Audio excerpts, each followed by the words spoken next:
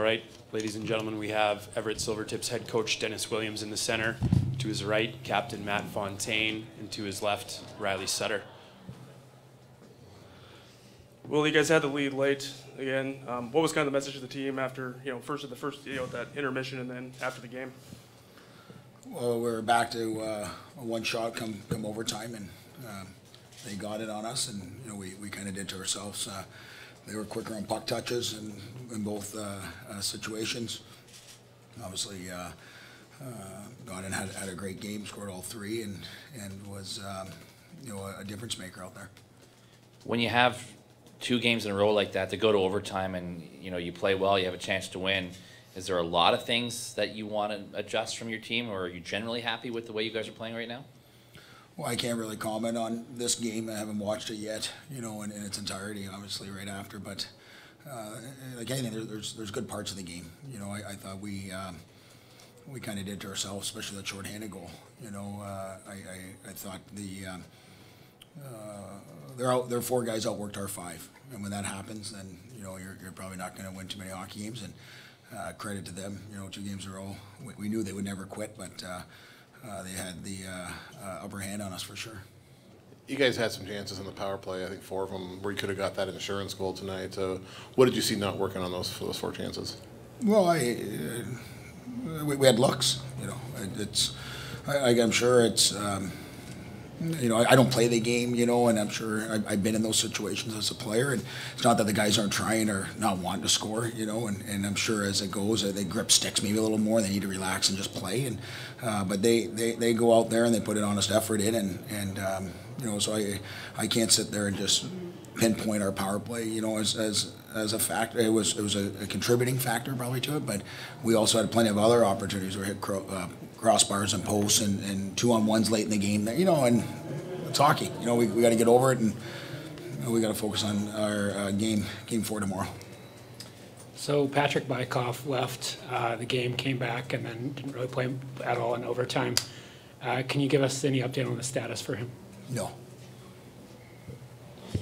He had Ormsby up on the top line once he went out. I mean, how do you feel like was the decision to put him up there, and how do you feel like he performed? Well, he's a right winger with speed. I thought he'd be able to contribute probably the most effectively with Fonzie and with Richie there, on the top line with their speed, and I thought he did a good job up there, considering he's been off for quite some time. Matt, this is the first time you guys have lost back-to-back games in the postseason. What's the key to kind of wiping these 2 out and getting back at it tomorrow? I think just going home, kind of letting this one sink in, and then coming back to the rink tomorrow with a mindset that we need to watch the video, watch what we've done well, and like Willie said, we need to work on a few things as well. So let this one sink in and then just reset tomorrow. So Matt, as well, it seemed like you were really shooting the puck a lot tonight. Did you come into with a different kind of mindset for this game, throwing the pucks on net and kind of watching some magic happen, like in the second goal there? Yeah, I think whenever you're playing a goalie like Skinner, he's a big goalie and he moves well, and he's WHL goalie of the month for a reason. So whenever you're playing a guy like that, you always want to filter as many pucks as you can on net and just get bodies there. So I don't think that much different of a mindset. I think it's just when you get late into the season, in the postseason, no shot's a bad shot. For Matt as well, just you guys were 11-0 with leads before these last 2 games. Is there anything that you need to get back to that you weren't doing in games 2 and 3 to protect leads when you get ahead again? I think just consistency. I think when we get up, we can't, like Willie said, grip our sticks tight or change our game. We just need to continue what we were doing for the 60 minutes before. So I think just not overthinking it, just kind of playing our game, getting pucks deep, and just going to work. Riley, you guys trailed for the first time in a long time, I think. I mean, what was sort of the mindset of you scoring that tying goal there? I mean, kind of like Matt said, getting to the front and getting the tip there. Yeah, like they said, we try to stick to our game, and like they both said, Skinner's a good goalie, so if we have to get bodies and pucks to the net as much as possible. So I was just trying to get myself in front of his eyes, and I can figure out a stick on it. Thanks, guys. Thanks.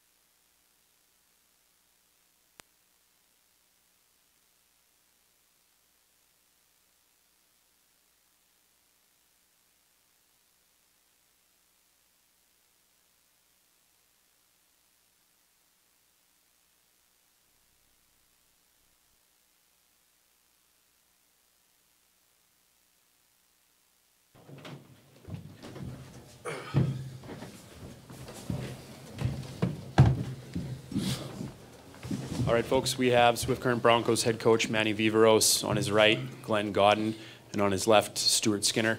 Coach, another overtime win for your group tonight. Your overall thoughts on your team's performance? I'm certainly pleased. There's no question about it. I thought tonight was a game that I thought it was our best game of the series, the way we played. We played real fast. We got in on the forecheck, and I thought we did a lot of good things here too. Everett played well too. There's no question about it. They played very well also too. Goaltending on both sides were really good again tonight.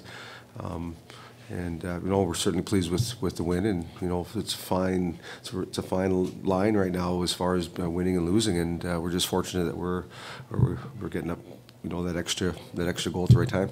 Coach, he's right next to you, but speak about the performance of your captain today. I know he's been a leader for you all season, but in particular, what he was able to do for you guys in the clutch tonight. Yeah, he was okay. He was okay. he was. No, he's been like Glenn. He's been our guy all year, throughout the whole season and stuff like that at different times, and he's always stepped up for us. So that's what we expect from him. 2 games in a row where you come back against a team that doesn't give up a lead very often. Speak a little bit about the resiliency of your club. I think it seems like it's been something all playoffs long you guys have dealt with. Actually, that's been for kind of all season long for us. We believe that we're never out of it. We certainly don't want to put ourselves in positions like we did the other night in Swift Current. We're down 3-0 against a good hockey team like that. We feel very fortunate to get back into that one. But we feel if we can keep it close within striking distance, we have a good opportunity to get ourselves back into it. And if we play the game the right way, and we did that tonight too. Even though we're down, we just continue to play the game the way we would like to play it, the right way. We get those opportunities. So, Glenn, it seems like you guys were having some trouble creating opportunities there in the third, and then you get that penalty called against you, and your shorthanded unit really did a good job of forcing some turnovers there. Kind of speak about what you guys did shorthanded there on the penalty kill. For us, it's just I think our clears. That's how it starts it off with the face-off, and then for us trying to get up ice, create hopefully a turnover. For us, it came back to the neutral zone, and we gave it to Beck, and with his speed, he creates lots of space. And for me, I just tried to get open, and they got to respect his speed when he comes flying at them. So for us, we knew we were down and shorthanded or 5-on-5. We were trying to get some chances and shots at net. So for us, it didn't really matter if 5-on-5 or 5-on-4. And I guess talk about the shorthanded goal there. It seemed like the rebound kind of came to you there, and you had an opportunity to make a play there.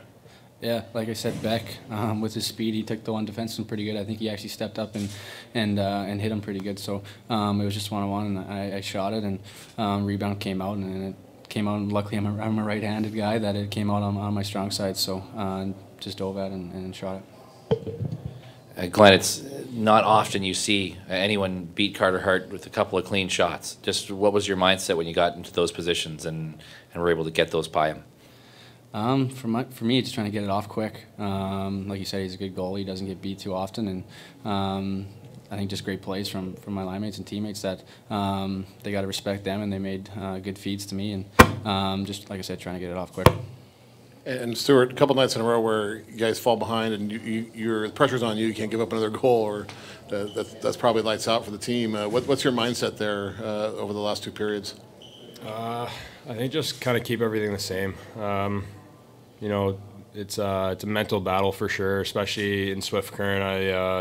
I think I could have had both of those, so it's kind of a tough way to start the game. But I mean, that's where your mental strength comes from, and it's all about how you good rebound control in the net, good rebound control in my mind. I don't want to be thinking and dwelling on the fact that I let in a couple goals, or I didn't come up with a couple saves, and so I think just the way my mental rebound is it's been good so far. I've been able to reset, and I have a lot of faith in my teammates too, that if I shut the door for the rest of the game, that they're going to pop a couple in, and so my job is just to give my team a chance to win, and I'm really grateful that it worked both nights. So Everett really seemed like they were trying to throw a lot right at your net there, and they got their second goal off a skate. Is there something that you kind of have to be extra aware of, that they constantly try to get the pucks in on you? Yeah, it was kind of a tough bounce for me. I honestly, I probably would have played it the exact same as I played it. I kind of lost sight of the puck when he just threw it in, and I thought it was going to come out the other side, so I was kind of focusing on where the puck is, and fans started cheering, and it was kind of an unlucky bounce, but it is what it is. Just like how I was saying to you, I think it's about how you respond. It's not, you can't be dwelling on it. It is what it is. It's over and dealt with, so I just got to deal with how I'm going to come up with the next save. On that note, Coach, they did score both their goals in the first period. One guy going to the net, deflection, another one off some skates in front. Was there a specific message, or approach the rest of the game? Because you defended the front of your net very well the rest of the way. Not a lot of high-quality chances from those areas. Well, that's for us, that's something we talk about on a daily basis all season long here. We got to protect that area. So, pucks are going to happen, things are going to happen sometimes, and a little bit unfortunate on the deflection, just like on game one. There's a high deflection in the slot. Things like that happen sometimes. So as far as we just continue to keep playing what we're doing here and try to clear out that area as much as possible, so Stu can see the first shot. And Glenn, after these two comeback wins, really big wins, obviously there's a long way to go. What's the key to kind of maintaining focus and looking forward to the next couple of games or tomorrow night, I guess? Yeah, quick turnaround tomorrow. For us is obviously try not to get down. If it does happen, obviously we know that we can come back, but no team wants to come back every night. Obviously, you'd rather be playing with the lead, but for us, it's just sticking to our systems and our game plan, and being ready to play when the puck drops. Glenn, this is maybe kind of a cheesy question, but I think a lot of us growing up play road hockey or out on outdoor rinks and dream of scoring the overtime winner in the final. So how does it feel to actually do it? Feels good. I'm happy we got the win, but we need two more. So, Coach, you guys have played a lot of overtime hockey. Do you feel like it's some of an advantage coming into the final, where Everett hasn't played as much in the extra session? Well, I can't speak for Everett, but for us, I just think we're calm. You know, we've been into a number of those situations here like that, and we just, our kids remain calm and understand what we have to do if we're going to have a chance to win. So I think that's the biggest thing. None of the kids are getting nervous at all. Thanks, guys. Thank you. Thank you.